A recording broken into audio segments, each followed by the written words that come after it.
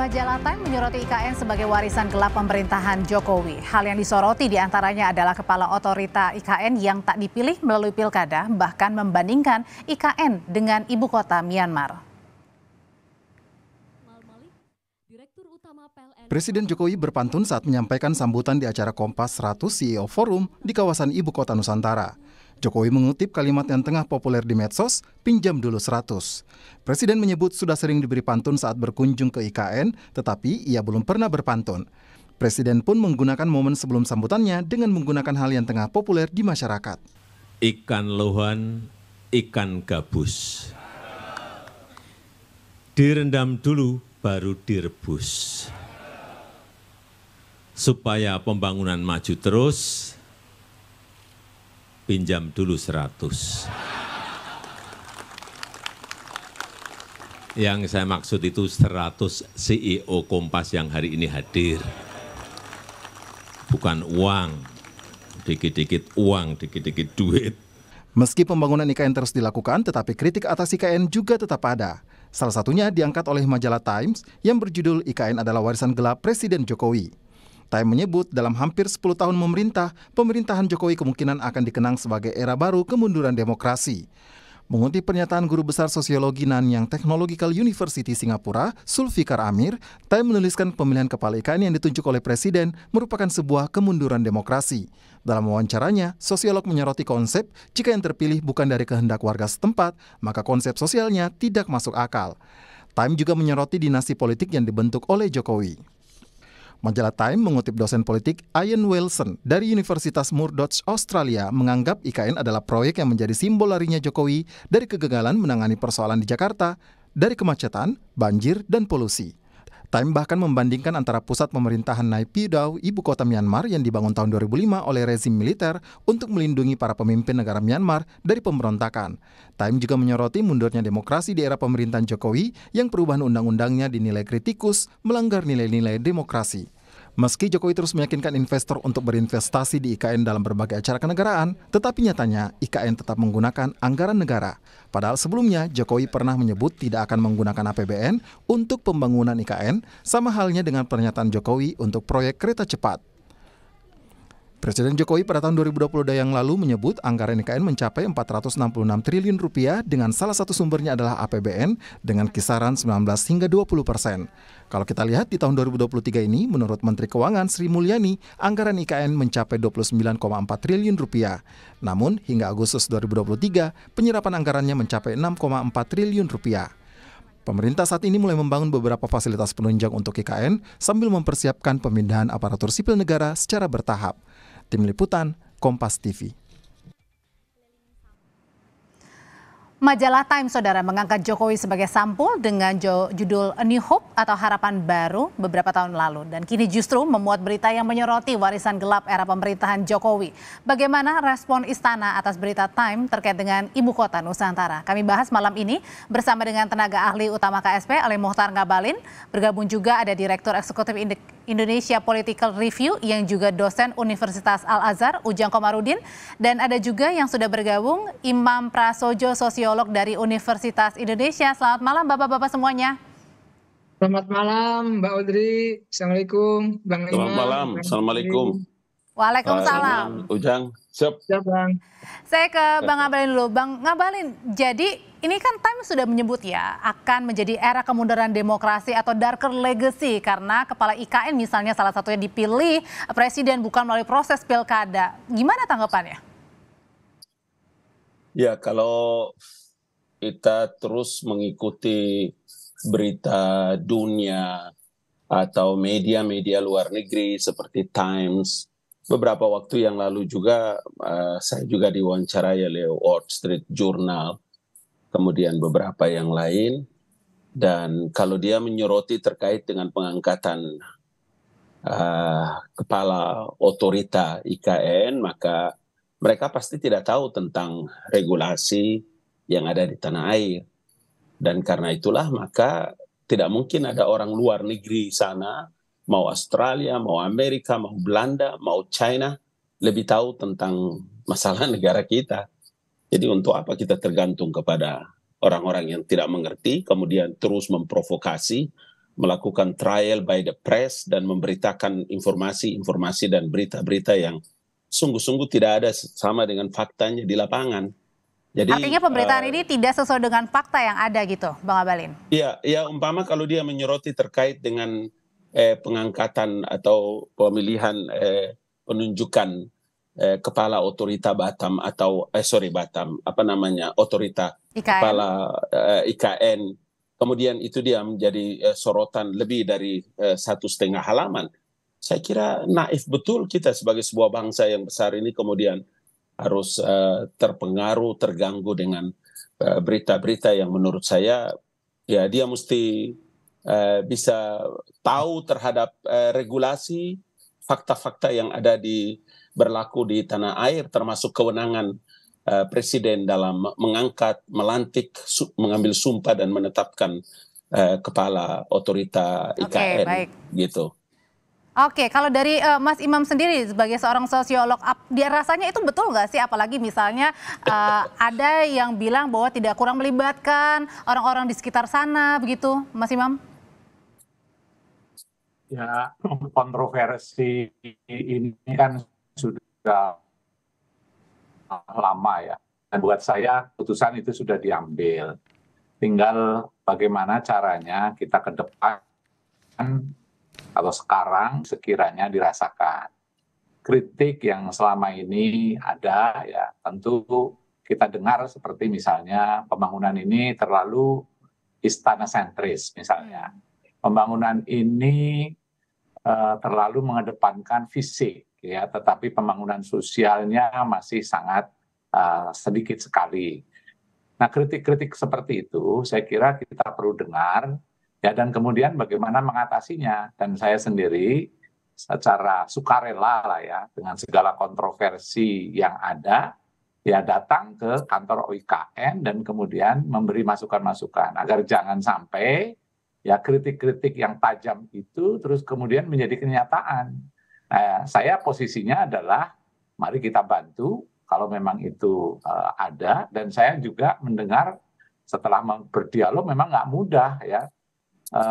Sampai hari ini kan aturan-aturannya perlu dijabarkan ya, bahwa itu ada undang-undangnya ya, ada aturan-aturan yang sudah ditetapkan, tetapi implementasi di lapangan kan perlu turunan-turunan aturan. Nah, itu juga belum selesai seluruhnya.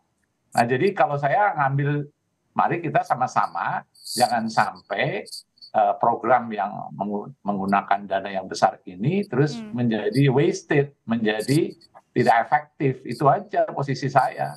Saya kira kita lebih baik seperti itu ya, daripada kita membantah hal-hal yang artinya menerima kritik ya untuk dijadikan perbaikan ya untuk pembangunan IKN ya.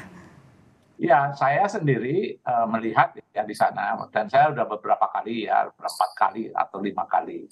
Dan saya kira teman-teman di OIKN juga terbuka terhadap kritik.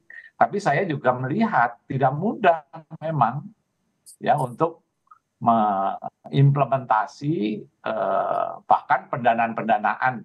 Katakanlah ini hari ini kita dapat berita ya yang Pak Jokowi ya juga sudah merambah ke rumah sakit, ya sekolah-sekolah udah mulai dibangun. Nah, mudah-mudahan pasar juga begitu. Tapi itu kan fisik ya. Bagaimana menyiapkan masyarakatnya, bagaimana menyiapkan lembaga-lembaga sosialnya. Nah, itu memang perlu dibangun dan itu tidak sebentar. Nah, belum lagi kita bicara kalau seandainya Oke, tahan dulu sampai di sana Mas Imam. Saya mau ke Kang Ujang. Kang Ujang, tadi hari ini Presiden Jokowi bilang, katanya ini masih banyak yang nanya nih, kenapa ibu kota harus dipindahkan ke IKN gitu. Salah satunya adalah karena untuk pemerataan khususnya di bidang ekonomi dan juga infrastruktur. Tapi kalau di majalah Time sendiri menyebut justru pemerintah lari dari kegagalan menyelesaikan masalah Jakarta. Nah, ini gimana menurut pandangan dari Kang Ujang sendiri menanggapi dua hal ini?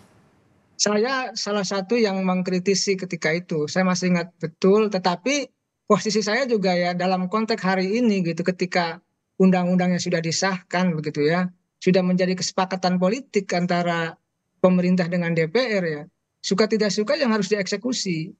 Saya masih ingat juga di Kompas TV bersama almarhum Profesor Asbuji Azra ya, beliau yang memang mengkritisi habis ya, membuat petisi juga saya masih ingat begitu terkait dengan persoalan IKN. Tetapi kalau kita lihat kritik-kritik ya dari pihak luar itu menjadi sebuah lecutan ya bagi pemerintah, katakanlah kepala otorita dan timnya untuk bekerja lebih maksimal lagi. Karena bagaimanapun begini, ini kan legacy yang sudah dibuat oleh pemerintah sebelumnya.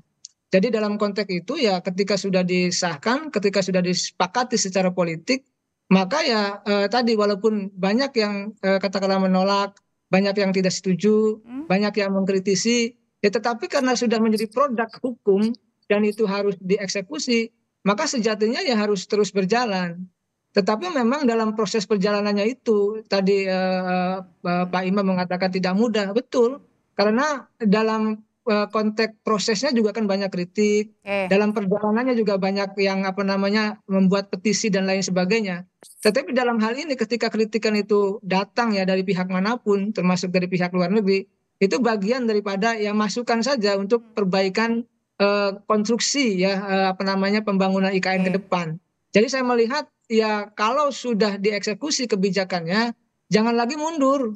Kalau saya katakan karena tadi ada biaya yang tidak sedikit yang sudah dikeluarkan. Bahkan tadi Kompas TV menyitir gitu ya, ada APBN yang juga diberikan untuk IKN tersebut. Jadi saya melihat ya cari sisi positifnya untuk membangun bangsa dalam konteks mengembangkan atau membangun IKN ke depan begitu. Oke, artinya tetap maju jangan mundur ya, karena udah menggelontoran banyak sekali di sana ya dananya untuk ibu kota Nusantara. Kalau begitu Bang Abalin, gimana caranya nih untuk membiarkan legacy dari Pak Presiden Pak Jokowi ini untuk tetap berada meskipun nanti akan ada pergantian pemimpin ya untuk menakodai Indonesia di 2024?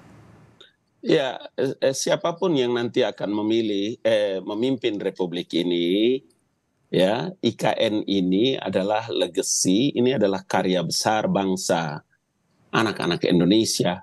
Saya lebih kurang 13 kali datang ke sana dalam kapasitas sebagai kantor staf Presiden, termasuk kemarin pada hari Rabu ya Bapak Presiden Joko Widodo telah melakukan groundbreaking-nya bandar udara di sana, airport di ibu kota Nusantara. Begitu juga dengan rumah sakit dan lain-lain. Makanya Bapak Presiden sungguh sangat optimis tentang kehadiran bandara yang tidak hanya akan meningkatkan daya saing IKN, tapi juga akan mendorong pertumbuhan ekonomi, kemudian mendorong pengembangan potensi daerah dan akselerasi pembangunan IKN yang terus berproses. Sama sekali tidak ada narasi atau sikap pikiran dari pemerintah maupun dari Bapak Presiden, tidak pernah mundur selangkah pun. Kami terus memantau dan melakukan kunjungan evaluasi setiap saat untuk kemajuan pembangunan. Kritik dari sana sini saya kira ya, itu harus menjadi bagian dari perhatian yang kita lakukan. Tetapi saya mau bilang bahwa tidak ada satu keputusan politik negara yang bisa menyenangkan semua orang, bahwa di sana sini kemudian ada masukan kritik dalam negeri, dari luar negeri. Iya, kalau dari luar negeri yang saya tidak setuju itu adalah mereka bercerita seperti mereka lebih tahu daripada kita di tanah air. Itu yang kadang-kadang bikin bikin otak agak mendidih saya. Meskipun kita tetap harus melakukan diseminasi, klarifikasi terhadap beberapa kerja-kerja nyata yang dilakukan. Dan mungkin gini Bang, mungkin banyak yang mempertanyakan juga dengan investasinya yang mengutamakan dari luar misalnya, makanya kan belakangan Pak Jokowi untuk menyetop dulu kan investor dari luar gitu, untuk utamakan di dalam negeri dulu. Ya, Bapak Presiden membuat satu program prioritas, ada yang disebut dengan Foreign Direct Investment, yang memang sekarang kita melakukan langkah-langkah yang tidak saja menunggu tetapi memang menjemput. Jadi selain daripada investor, memang menjadi bagian terpenting dalam legasi terbesar ini adalah bagaimana pemerintah begitu yakin dan Bapak Presiden begitu sangat optimis dalam menyiapkan alokasi anggaran yang tentu saja ada prosentase yang disiapkan oleh pemerintah dalam menyiapkan kerja-kerja pembangunan IKN ini. Nah, kalau dari sisi sosialnya, Mas Imam, gimana caranya memastikan juga agar legasi Pak Jokowi ini untuk pergantian pemimpin nantinya ini bisa tetap berjalan baik, terutama misal dalam sengketa lahan dengan masyarakat adat di sana, pemberlakuan juga untuk mengajak masyarakat adat untuk sama-sama membangun IKN pada saat nanti Pak Jokowi sudah tidak lagi menjabat? Ya, jadi pembangunan fisik yang sekarang ini dengan cepat pada saat upacara kemerdekaan itu upacaranya di sana. Namun yang mungkin perlu ditingkatkan juga adalah alokasi anggaran untuk memberdayakan masyarakat di sana. Infrastruktur sosial betul-betul harus disiapkan karena saya khawatir ya kalau fokusnya terlalu fisik ya, sementara pengorganisasian masyarakat itu tidak dibangun dengan baik, maka akan ada kesenjangan. Dan saya kira teman-teman di OIKN itu sudah menyadari dan tinggal bagaimana ada alokasi anggaran yang lebih memadai untuk pemberdayaan di sana. Sehingga apapun yang terjadi, ya, walaupun belum tentu secepat seperti yang kita idamkan ya kalau seandainya pemindahan ibu kota itu terjadi, tetapi paling tidak masyarakat sudah bisa mendapatkan manfaat. Itu yang terus terang saya ikut mendorong, ikut mendukung kalau alokasi anggaran seperti itu betul-betul diperhatikan sehingga benefitnya masyarakat di sana itu langsung terlihat dan jangan sampai merasa mereka itu penonton. Nah, begitu kalau Pak Abalin, saya kira tapi Mas Imam ada juga nih. Makasih Tuan Guru, terima kasih Tuan Guru. Masalahnya ada juga nih soal misalnya bukan anggapan ya, tapi misalnya ada PNS gitu yang mungkin belum tentu mau pindah di sana, meskipun nanti kan ada penugasan gitu. Nah itu justru itu juga kita pikirkan, tidak hanya orang yang nanti akan pindah, itu kan ada disruption, ada potensi-potensi orang yang mengalami tercerabut, ya bagaimana potensi mereka itu menjadi terpisah keluarganya. Nah pada saat yang sama juga bagaimana kantor-kantor atau bahkan dampak-dampak yang lain ya akibat misalnya kantor itu ditinggalkan, itu semua banyak PR ya yang harus difikirkan bersama. Dan saya kira kita tidak ingin melihat bahwa ini menjadi mangkrak misalnya, tidak ingin melihat orang-orang yang pindah itu juga akan menjadi menderita ya karena tugas, sehingga mereka terpaksa harus melakukan apapun ya, harus pisah dengan istrinya, anaknya. Saya kira itu yang perlu kita rinci ya, masalah-masalah dampak sosial. Masalah sosial dan psikologi berarti di situ ya Mas Imam ya? Betul. Oke, terakhir ke Kang Ujang. Kang Ujang, dari 3 baca pres ini, Mas Ganjar, Pak Prabowo, Mas Anies, nah apakah ketiganya yang dilihat ini benar-benar sudah memastikan bahwa IKN akan lanjut terus?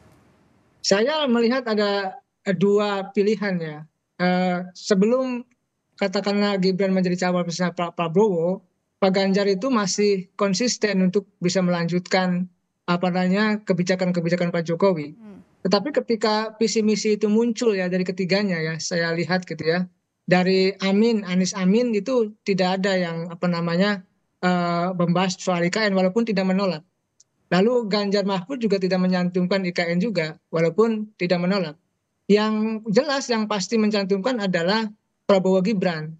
Artinya dalam konteks ini ya yang jelas untuk bisa melanjutkan kepemimpinan atau legacy ya yang dibangun terkait IKN yang dari visi misi itu ya Prabowo Gibran.